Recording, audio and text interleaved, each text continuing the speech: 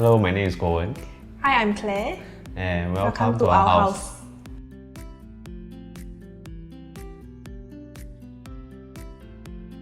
Initially went for like those road shows. So after that, we tried to meet up with several interior designers, but it was pretty expensive lah, the quotes that they given. So we decided to actually find online. I would say it would be more minimalistic. So I'm looking for like more of like a cozy, simple kind of house. It was my idea. Yeah, because actually she's someone who likes to go to gym lah. So Yeah. since we got a 5-room and we got this extra space, so we decided to change it to a gym lah.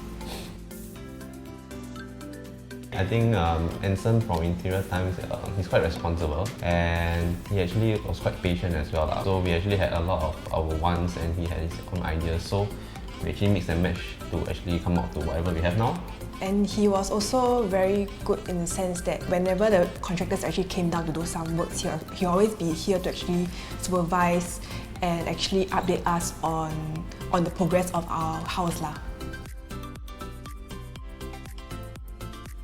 But I think Anson, he did a good part where he tried to absorb as much cost as possible. So for example, even the kitchen top and the island top, right? But he actually found this good lobang that it looks much nicer lah. And he didn't even increase the price lah. Yes, we were affected because our house was like, it only started like, I think 3 or 4 weeks.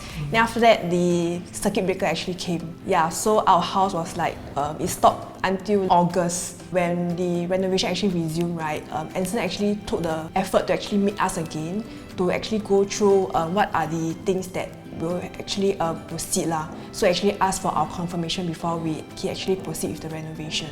Oh yeah, definitely. Actually, my brother also just started his renovation and he also got it from Anson lah. Bye!